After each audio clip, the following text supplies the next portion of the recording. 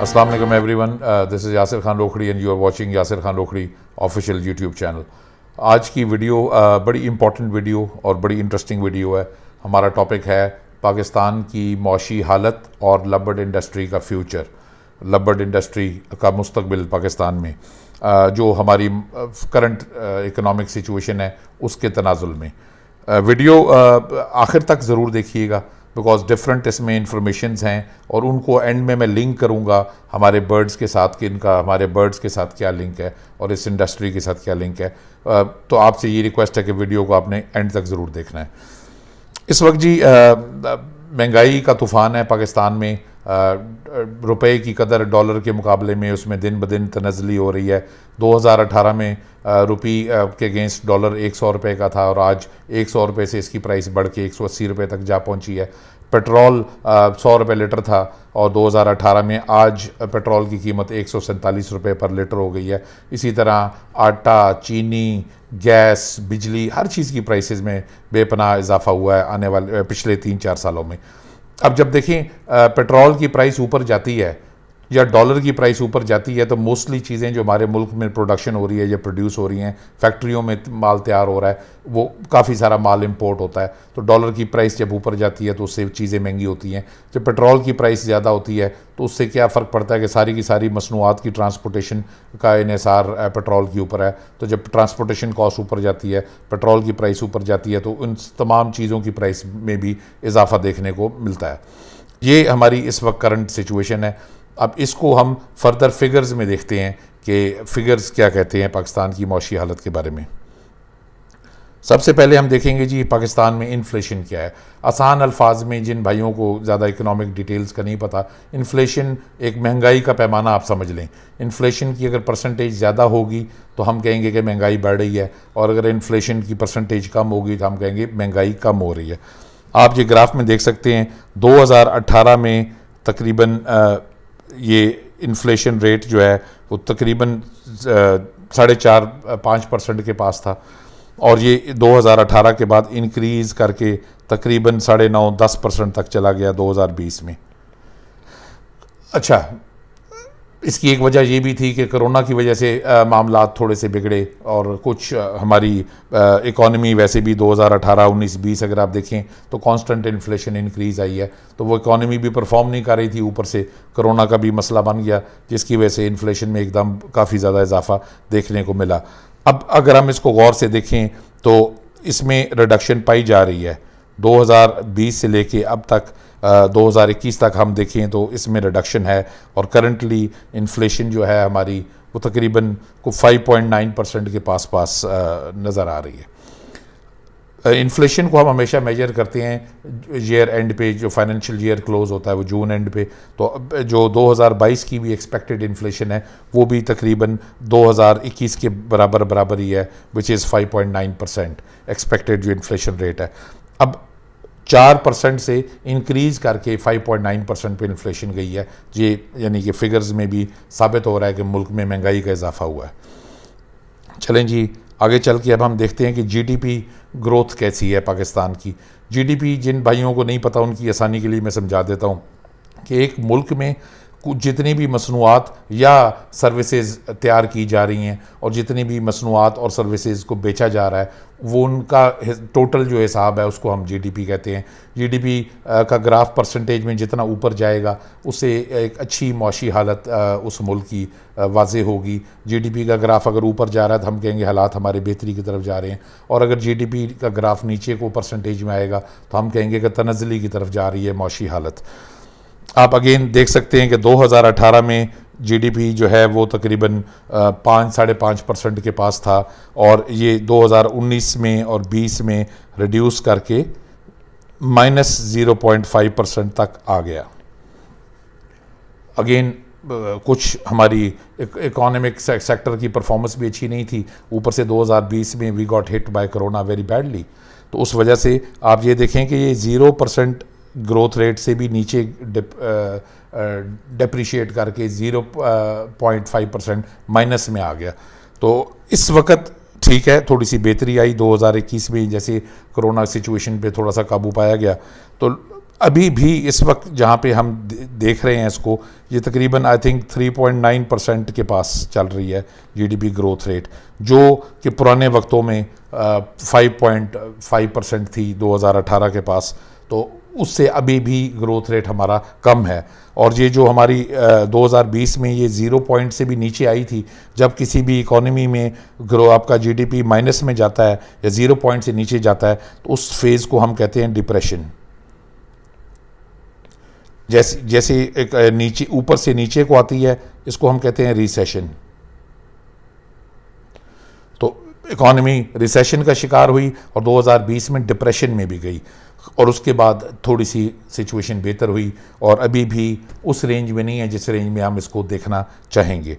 चलें जी, अब हम इसको एनालाइज करते हैं जीडीपी को सेक्टर वाइज, कि सेक्टर वाइज जीडीपी की परफॉर्मेंस क्या है।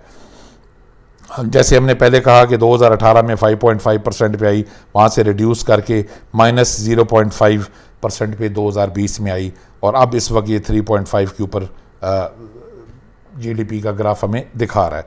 बट इसमें जो हम चीज़ देखना चाह रहे हैं वो ये है कि आप अगर देखें तो ये जो येलो कलर है ये रिफ्लेक्ट कर रहा है सर्विसेज को, कि मुल्क में सर्विसेज की वजह से कितनी बेहतरी आई माशी हालत में। और ये जो ब्लू आपका एक डब्बा है ये रिफ्लेक्ट कर रहा है इंडस्ट्री को, कि मसनूआत कितनी ज़्यादा तैयार हुई मुल्क में, फैक्ट्रियों ने कितना काम किया और उनकी वजह से इकॉनमी में कितनी की इम्प्रूवमेंट आई। और ये जो ब्राउन हिस्सा है ये शो कर रहा है ज़राअत को, एग्रीकल्चर को। अच्छा, अब हम आगे इस पूरे बॉक्स को कलेक्टिवली देखें तो इसमें भी सबसे बड़ा हिस्सा सर्विसेज का है। सर्विसेज क्या होती हैं? फूड इंडस्ट्री कह लें, पढ़ाई एजुकेशन कह लें, वकील जो सर्विस देता है, वो नाई बाल काट रहा है वो देता है। अगेन हमारे और पीछे पुराने वक्तों में भी देखें, जब इकॉनमी थोड़ी सी बेहतर थी 2017-18 में, उस वक्त भी सबसे बड़ा पोर्शन हमारे पास सर्विस की साइड से आ रहा था। यानी कि जो लोग अपनी स्किल की बेस पे काम करके रोज़गार कमा रहे हैं या प्रोडक्ट्स या सर्विसेज प्रोड्यूस कर रहे हैं, तो उनका सबसे बड़ा रोल था हमारी माशियात में। हालांकि ये समझा जाता है कि हम एक एग्रीकल्चर कंट्री हैं और एग्रीकल्चर की वजह से काफ़ी हमारे माशी मामलात में बेहतरी आती है। तो सबसे बड़ा रोल पिछले 5-7 सालों में अगर आप देखें, चाहे इकॉनमी अच्छी थी चाहे इकॉनमी बुरी थी, वो सर्विसेज का रहा। अब हम इसको रिलेट करते हैं कि हमारे बर्ड से इसका क्या रिलेशन है। उससे पहले एक ये छोटा सा बिजनेस साइकिल है, इसको भी हम समझते चलें। ये लेफ़्ट साइड पे आपकी आ रही है जीडीपी परसेंटेज। जैसे जीडीपी परसेंट 0 से इंक्रीज़ करके ऊपर को जाती है, हम कहते हैं कि जी इकॉनमी बेहतर हो रही है। और इकॉनमी जब पीक से नीचे को स्लिप करना शुरू करती है तो उस वक्त इसको हम रिसेशन कहते हैं। और ये 0 पॉइंट है, 0% से भी अगर नीचे को आ जाए आपका जीडीपी, तो उसको हम कहते हैं डिप्रेशन। ये पहले भी आपसे बात हो चुकी है। जैसे कि 2020 में हमारी इकॉनमी यहाँ से स्लिप डाउन करके 0.5% पे आई थी, तो वो डिप्रेशन की फेज़ थी। अब इकोनॉमिक्स ये कहती है कि जब किसी मुल्क की इकोनॉमी डिप्रेशन में आती है तो सिर्फ 2 तरह की बिज़नेस सर्वाइव कर सकते हैं। 2 तरह की बिज़नेस हैं जो यहाँ से रिकवरी की फेज़ को क्रॉस करते हुए ऊपर एक्सपेंशन तक पहुँच सकते हैं। एक वो बिज़नेस जो बहुत बड़े बिजनेसेस हैं, बहुत बड़ी बड़ी कंपनीज़ हैं, जैसे Shell, PSO, Coca Cola, Lever Brothers, बड़ी बड़ी फैक्ट्रीज़, बड़ी बड़ी फर्म्स, जिन्होंने पिछले सालों में इतना पैसा, इतना मुनाफा कमाया कि उनके पास इतनी सेविंग है कि वो अपने अखराजात को अपनी जेब से मैनेज कर ले। डिप्रेशन की फेज़ में होता क्या है कि आपके ख़र्चे वहीं के वहीं रहते हैं और आमदन आपकी ना होने के बराबर हो जाती है, या आमदन में खातिर खा कमी हो जाती है, और सम केसेस में आपका ख़र्चा आपकी आमदन से बढ़ जाता है। तो ऑब्वियसली इस सिचुएशन में छोटे बिजनेस का सर्वाइव करना तो बड़ा मुश्किल है। बड़े बिजनेसेस सर्वाइव कर सकते हैं जिनके पास पिछले सालों की सेविंग मौजूद है। या फिर एक और किस्म का बिजनेस है जो इस टाइम में ना कि सर्वाइव करता है बल्कि ग्रो करता है। वो कौन सा बिजनेस है? उनको हम बोलते हैं नॉन कन्वेंशनल बिजनेसेस। जैसे कि हमारी bird farming industry. Non conventional businesses कौन से होते हैं? नॉन कन्वेंशनल बिजनेसेस वो बिजनेसेस होते हैं जो रूटीन बिजनेस की जो रिक्वायरमेंट्स हैं उनकी रिक्वायरमेंट्स के बगैर उनको आप मैनेज कर पाते हैं। जैसे कि रूटीन बिजनेस अगर हमने करना है तो हमें फॉर एग्जांपल एक गोदाम चाहिए, हमें उसके लिए एक शॉप चाहिए, हमें उसके लिए ट्रांसपोर्टेशन का एक ट्रक चाहिए, हमें मज़दूर चाहिए प्रोडक्शन करने के लिए, हमें सेल्समैन चाहिए, हमें डिस्ट्रीब्यूशन नेटवर्क चाहिए, हमारे बहुत सारे अखराजात होंगे उसके, इन सब चीज़ों को मैनेज करने के बहुत सारे ओवरहेड्स होंगे। तो जब डिप्रेशन में इकॉनमी जाती है तो इतने सारे ख़र्चों का लोड आप उठा नहीं पाते, इस वजह से आपकी इकॉनमी बेहतरी की बजाय नीचे की तरफ आती है। इस सिचुएशन में अब जैसे मैंने अर्ज़ की आपको कि हमारा लव बर्ड बिज़नेस है या लव बर्ड इंडस्ट्री है। लव बर्ड बिज़नेस का सबसे बड़ा फ़ायदा क्या है? इसके लिए आपको कोई स्पेशल इंफ्रास्ट्रक्चर की ज़रूरत नहीं है, आपको कोई गोदाम नहीं चाहिए, आपको कोई शॉप नहीं चाहिए, आपको कोई डिस्ट्रीब्यूशन नेटवर्क नहीं चाहिए, कोई वैन नहीं चाहिए। घर के किसी कोने में छोटा सा सेटअप लगा के आप इसको बड़ी इजीली मैनेज कर सकते हैं। कोई लंबे चौड़े इसके ओवरहेड्स नहीं है। आई थिंक एक पेयर की कॉस्ट पर मंथ अगर आप उसको हर किस्म का वाइटामिन, फूड और बाकी सारी ज़रूरियात को आप पूरा कर रहे हैं तो मेरे ख्याल में 400 to 500 रुपीज़ पर पेयर से ज़्यादा इसकी कॉस्ट नहीं है। सेलिंग के लिए कुछ स्पेशल नेटवर्क नहीं चाहिए, कोई सेल्समैन नहीं चाहिए, कोई हमें दुकान नहीं चाहिए, हमें आउटलेट नहीं चाहिए, हमें कोई लंबी चौड़ी एडवर्टीजमेंट नहीं चाहिए। ऑनलाइन बिजनेस है, आपने अपने बर्ड की तस्वीर लेनी है, उसको आपने सोशल मीडिया पे डिस्प्ले कर देना है। और ऑनलाइन मीडिया का आपको एक और बहुत बड़ा फ़ायदा ये है कि आप चाहे किसी बड़े शहर में बैठे हुए हैं या किसी छोटे से गांव में बैठे हुए हैं, उससे कोई फ़र्क नहीं पड़ता। पूरा पाकिस्तान आपकी मार्केट है। आप जब सोशल मीडिया पे बर्ड डिस्प्ले कर रहे हैं तो पूरे पाकिस्तान तक आपकी रसाई है, पूरे पाकिस्तान से आपको ऑर्डर्स आते हैं और आप कि जिस शहर से भी आपको ऑर्डर आता है आप बर्ड आराम से कार्गो करवा देते हैं उस पर्टिकुलर शहर में।